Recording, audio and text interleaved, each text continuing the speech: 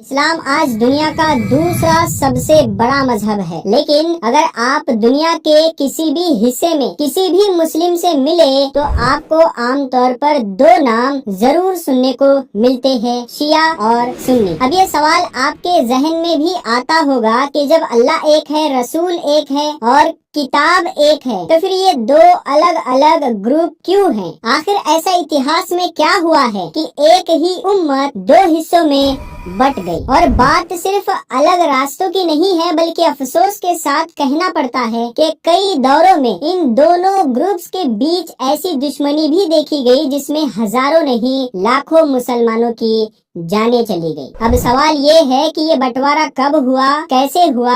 آج کی اس ویڈیو میں آپ کو صرف اور صرف وہ بنیادی باتیں بتانے والا ہوں، یعنی شروعات کہاں سے ہوئی، بٹوارا کیوں ہوا اور کیسے ہوا، اور اس کی جڑیں کتنی گہری ہے۔ تو اگر آپ بھی یہ جاننا چاہتے ہیں کہ شیعہ اور سنی مسلمانوں کے راستے کب اور کیوں الگ ہوئے تو اس ویڈیو کو پورا ضرور دیکھیے گا اور کوشش کیجیے گا کہ ہم اس ٹاپک کو علم اور عزت کے ساتھ سمجھیں گے، کیونکہ یہ مسئلہ صرف اتہاس کا نہیں، امت کی یونٹی کا بھی ہے۔ سوال یہ نہیں ہے کہ شیعہ اور سنی الگ کیوں ہوئے، اصلی سوال یہ ہے کہ کب اور کیسے یہ الگ ہوئے۔ اور دوستو، آپ اس بٹوارے کی جڑ کو اگر تلاشنے نکلیں گے، یعنی اتہاس کی کتابیں اٹھا کر دیکھیں گے، تو آپ کی کھوج دو جگہوں پر آ کر رک جائے گی۔ پہلا، خلافت کا سوال، اور دوسرا سال 632 عیسوی۔ جی ہاں دوستو، 632 عیسوی وہی سال تھا جب ہمارے پیارے نبی حضرت محمد صلی اللہ علیہ وسلم اس دنیا سے پردہ فرما گئے، اور بس یہی سے شروع ہوتا ہے اس پورے مدعے کا اصلی سفر۔ اصل میں جب نبی کریم صلی اللہ علیہ وسلم اپنی زندگی کے آخری دنوں میں بہت بیمار ہو گئے تھے تو صحابہ کرام کے بیچ یہ سوال اٹھنے لگا تھا کہ اب امت کی رہنمائی کون کرے گا، کیونکہ بات صرف امامت یا مسجد میں امامت کی نہیں تھی، بات تھی پورے مسلم سماج کو لیڈ کرنے کی۔ وہ دور تھا جب اسلامی حکومت پورے عرب میں پھیل چکی تھی اور اب ایک مضبوط لیڈر یعنی خلیفہ کی ضرورت تھی۔ یہی وہ موڑ تھا جہاں سے شیعہ اور سنی مت کی شروعات مانی جاتی ہے۔ شیعہ مسلمانوں کا ماننا ہے کہ حضرت علی رضی اللہ تعالیٰ عنہ کو نبی پاک صلی اللہ علیہ وسلم نے اپنی زندگی میں ہی اپنا خلیفہ نامزد کیا ہوا تھا۔ سب سے اہم حدیث جو شیعہ سمودائے پیش کرتا ہے وہ ہے غدیر خم کا واقعہ، جہاں پیارے نبی صلی اللہ علیہ وسلم نے حضرت علی کا ہاتھ اٹھا کر فرمایا تھا، جس کا میں مولا ہوں علی اس کا مولا ہے۔ اب یہاں پر مولا کا مطلب شیعہ مانتے ہیں لیڈر، رہنما، وارث، اسی لیے ان کا ماننا ہے کہ نبی نے اپنی زندگی میں ہی حضرت علی کو اپنا اترادھیکاری گھوشت کر دیا تھا۔ مگر وہی دوسری طرف سنی مسلمانوں کی سوچ تھوڑی الگ ہے۔ ان کے مطابق مولا کا مطلب اس موقع پر دوستی اور سمان کے طور پر لیا جانا چاہیے، نہ کہ راجنیتک اترادھیکاری کے روپ میں۔ ان کا ماننا ہے کہ نبی پاک صلی اللہ علیہ وسلم اس وقت صرف یہ بتانا چاہتے تھے کہ حضرت علی سے ان کا رشتہ بہت ہی گہرا، خاص اور محبت بھرا ہے، کیونکہ عربی بھاشا میں مولا کے کئی معنی ہوتے ہیں، جیسے مالک، دوست، سہارا، لیڈر، اور اس موقع پر کون سا معنی لاگو ہوتا ہے اس پر دونوں ہی لوگوں کے بیچ میں مت بھید ہے۔ اور یہی سے شروع ہوتا ہے وہ سلسلہ جس میں خلافت، لیڈرشپ اور وراثت کو لے کر الگ الگ رائے سامنے آتی ہے۔ اتہاس میں آگے چل کر اس بنیادی مت بھید سے کئی سارے پرتیں بنتی چلی گئی، اور یہی بنیادی وقفہ تھا جہاں سے شیعہ اور سنی راستوں کی جدائی شروع ہوئی۔ اب سوال یہ اٹھتا ہے کہ 632 عیسوی کے بعد آگے کیا ہوا، خلیفہ کسے چنا گیا، کس نے کن حالاتوں میں لیڈرشپ سنبھالی؟ تو دوستو، جب 632 عیسوی میں نبی پاک صلی اللہ علیہ وسلم اس دنیا سے پردہ فرما گئے تو اس وقت ایک بات صاف تھی، عرب کے مسلمان کسی ایک لیڈر پر متفق نہیں تھے، اور اسی وجہ سے نبی کے وفات کے ترنت بعد سب سے پہلی ضرورت تھی ایک نئے خلیفہ کا چناؤ کرنا، تاکہ باہر کے دشمن اس خالی پن کا فائدہ نہ اٹھا سکے، اندر کوئی فتنہ یا فساد پیدا نہ ہو۔ اب اس دوران کیا ہو رہا تھا؟ ایک طرف حضرت علی رضی اللہ تعالی عنہ نبی پاک صلی اللہ علیہ وسلم کے جنازے کی تیاریوں میں جٹے ہوئے تھے، اور مدینہ میں दूसरी तरफ एक इमरजेंसी मीटिंग यानी इज्तिमा शुरू हो चुकी थी, जिसमें जल्द से जल्द खलीफा तय करना था। शुरुआत में इस मीटिंग में हजरत अबू बकर रदी अल्लाह ताला अन्हु, हजरत उमर रदी अल्लाह ताला अन्हु और हजरत अली, तीनों में से कोई भी वहाँ मौजूद नहीं था। लेकिन जब हजरत उमर और हजरत अबू बकर को इस इज्तिमा की खबर पहुँची तो वो भी वहाँ पहुँचे और फिर लंबी बातचीत के बाद सभी लोगों ने एक मत से हजरत अबू बकर रदी अल्लाह ताला अन्हु को इस्लाम का पहला खलीफा चुन लिया। मगर दोस्तों, उस वक्त एक ग्रुप ऐसा भी था जो इस फैसले से सहमत नहीं था, क्योंकि उनके मुताबिक ये फैसला हजरत अली की गैर मौजूदगी में किया गया था और वो मानते थे कि खिलाफत के सबसे बड़े हकदार हजरत अली ही थे। इसी वजह से हजरत उमर रदी अल्लाह ताला अन्हु खुद हजरत अली के घर गए और बातचीत के बाद हजरत अली रदी अल्लाह ताला अन्हु ने हजरत अबू बकर रदी अल्लाह ताला अन्हु को खलीफा मान लिया। अब यहाँ पर फिर से सामने आते हैं शिया और सुन्नी विचारों में मतभेद। सुन्नी स्कॉलर्स मानते हैं हजरत उमर और हजरत अली के बीच एक दोस्ताना मुलाकात हुई थी, बातचीत हुई, मशवरा हुआ और हजरत अली ने खुशी खुशी हजरत अबू बकर को खलीफा मान लिया। लेकिन शिया स्कॉलर्स कहते हैं ये मुलाकात नरमी से नहीं बल्कि जबरदस्ती के साथ हुई थी। उनके मुताबिक हजरत उमर ने गुस्से में हजरत अली के घर का दरवाजा तोड़ा और जबरदस्ती उन्हें फैसले के लिए राजी किया। यहाँ तक कि वो दरवाजा हजरत फातिमा रदी अल्लाह ताला अन्हा के ऊपर गिर गया, जो कि नबी पाक सल्लल्लाहु अलैहि वसल्लम की बेटी थी और बाद में हजरत अली को मजबूरी में हामी भरनी पड़ी। अब इस रिवायत यानी दरवाजा तोड़ने वाली कहानी को लेकर बहुत सारे विवाद है। पहला सवाल ये उठता है, क्या वाकई उस दौर में अरब के घरों में लकड़ी के दरवाजे हुआ करते थे? नहीं दोस्तों, उस जमाने में ज्यादातर घरों में दरवाजों की बजाय मोटे पर्दे लगाए जाते थे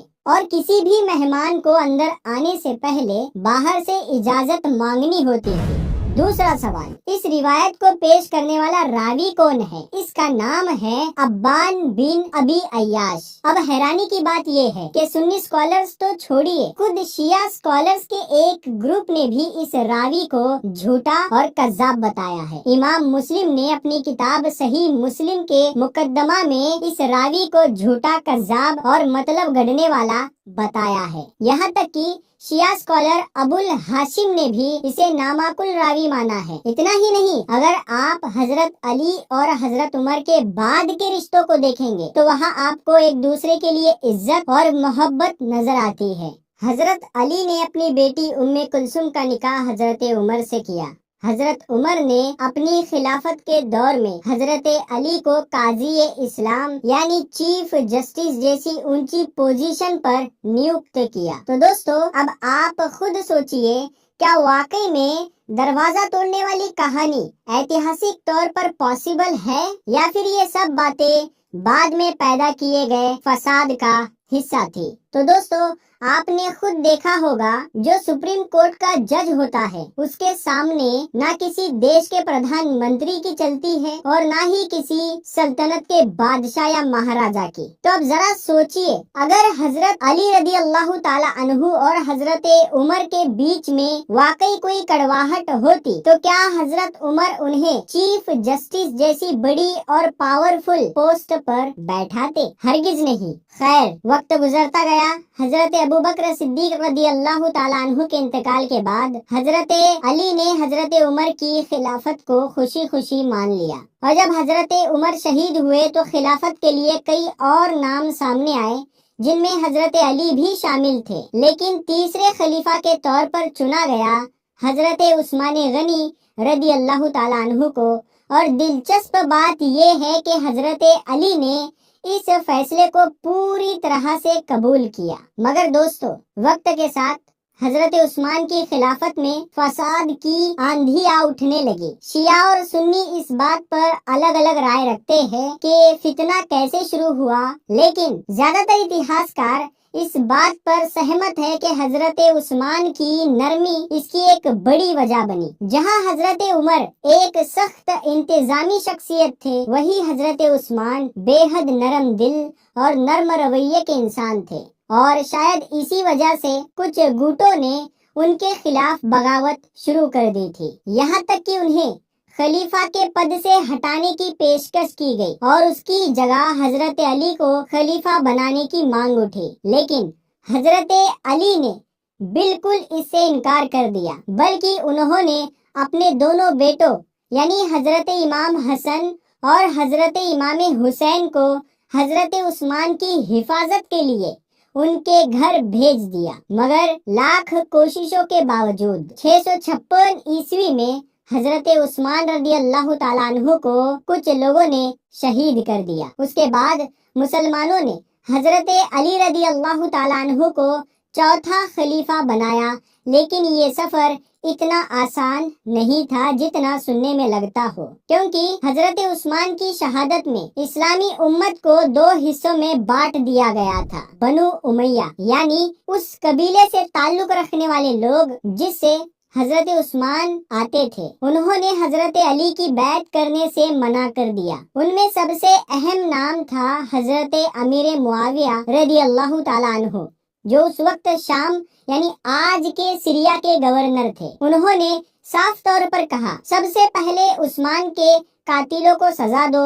پھر ہم بیعت کریں گے۔ اور صرف حضرت معاویہ ہی نہیں بلکہ یہ ڈیمانڈ حضرت ام المومنین حضرت عائشہ صدیقہ رضی اللہ تعالی عنہا نے بھی کی تھی۔ مگر دوسری طرف حضرت علی کا کہنا تھا کہ اس وقت مدینہ کی حالت بے حد خراب ہے، پہلے سسٹم کو سنبھالنا ہوگا پھر انصاف ہوگا۔ مگر دوستو، حالات دھیرے دھیرے بگڑتے چلے گئے، بات اس حد تک پہنچ گئی کہ مسلمانوں کی تلواریں اب مسلمانوں کے اوپر ہی اٹھ گئی۔ یہ اسلام کی پہلی سیول وار تھی جسے جنگ جمل کے نام سے جانا جاتا ہے۔ اس جنگ میں حضرت علی کی فوج کے سامنے تھی حضرت عائشہ رضی اللہ تعالیٰ عنہ، حضرت طلحہ اور حضرت زبیر رضی اللہ تعالیٰ عنہم۔ مگر حقیقت میں جنگ شروع کرنے کا ارادہ کسی کا نہیں تھا، بلکہ حضرت علی نے بات چیت سے معاملہ سلجھا بھی لیا تھا، مگر ان کی فوج میں چھپے ہوئے کچھ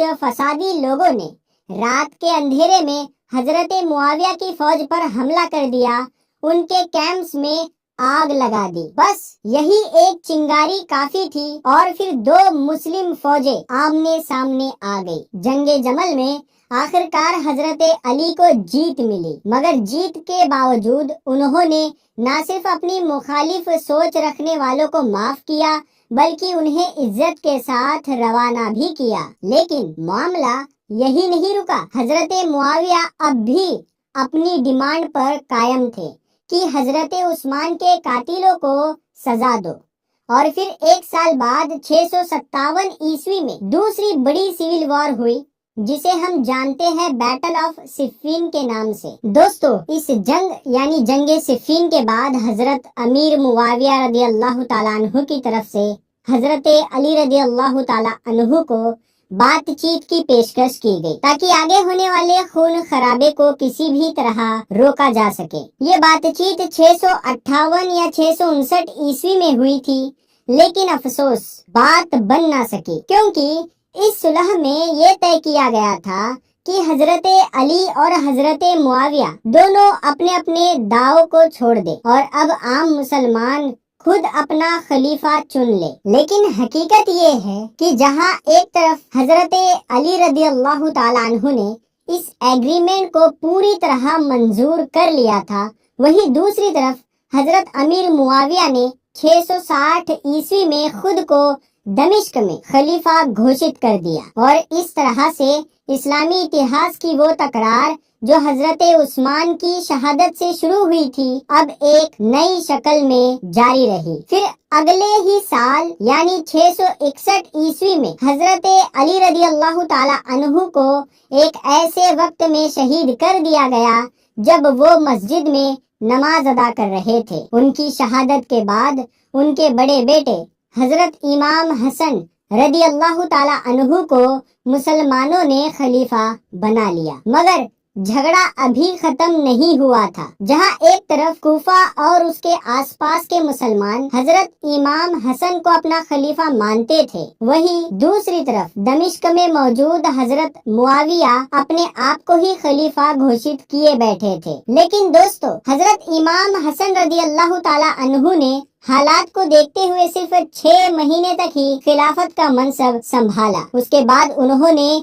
खुद एक सुलह के तहत अपनी मर्जी से खिलाफत को छोड़ दिया। क्यों? ताकि एक और सिविल वार ना हो सके, ताकि मुसलमानों की तलवारें दोबारा आपस में ना टकराए, ताकि मुसलमान एक दूसरे का खून ना बहाए, इस्लाम का खून इस्लाम के हाथों ना बहाया जाए। लेकिन दोस्तों, यही हालात और भी ज्यादा नाजुक तब हो गए जब हजरत मुआविया रदी अल्लाह ताला अन्हु का इंतकाल हुआ। उनके इंतकाल के बाद उनके बेटे यजीद को गद्दी मिल गई। अब जाहिर है उस दौर के बहुत सारे मुसलमानों का यही मानना था कि यजीद जैसे इंसान में वो खूबियां नहीं थी जो खिलाफत जैसे बड़े मनसब के लिए जरूरी मानी जाती थी। और यही से एक और नया मोड़ आता है इस्लामिक दुनिया की सियासत में, क्योंकि इस्लाम के इतिहास में पहली बार हुआ कि एक खलीफा का बेटा उसके बाद खलीफा बन गया। इसके पहले खिलाफत हमेशा शूरा यानी काउंसिल और मुसलमानों की मशवरे से तय होती थी, मगर अब खिलाफत एक खानदानी बादशाहत में बदल चुकी थी। यही वजह है कि इतिहासकार हजरत मुआविया को आम तौर पर खलीफा नहीं बल्कि इस्लामी दुनिया का पहला बादशाह कहते हैं, क्योंकि यही से खिलाफत का जो सिस्टम था, जो सिलसिला था, बादशाही निजाम में वो तब्दील हो गया था, जहां ताज अब बेटे को विरासत में मिलने लगा। और जैसे ही यजीद सत्ता में आया, हालात और भी ज्यादा बिगड़ गए। दुनिया भर के बहुत से मुसलमानों ने यजीद को खलीफा मानने से इनकार कर दिया। यहाँ तक कि खुद नबी करीम सल्लल्लाहु अलैहि वसल्लम के नवासे हजरत इमाम हुसैन रदी अल्लाह ताला अन्हु ने भी उसका इनकार कर दिया। और नतीजा ये हुआ कि जिन मुसलमानों को यजीद नामंजूर था, उन्होंने हजरत इमाम हुसैन को अपना खलीफा मानना शुरू कर दिया। अब यजीद को असली खतरा महसूस होने लगा था। उसे लगने लगा कि अगर इमाम हुसैन को रोका नहीं गया तो उसका ताज छिन जाएगा। इसीलिए उसने हर हाल में इमाम हुसैन को अपने हक में करने की कोशिश की, उन पर प्रेशर बनाया, उनकी फैमिली को तकलीफ दी गई, मगर इमाम हुसैन ने किसी भी हालत में जालिम को खलीफा मानने से इनकार कर दिया। धीरे धीरे हालात उस मोड़ तक पहुंच गए जहां करबला का मैदान सजा। अब दोस्तों, करबला में क्या हुआ वो बताने की जरूरत शायद नहीं। आप में से बहुत से लोग उस दर्दनाक हकीकत से वाकिफ है, और वैसे भी एक छोटी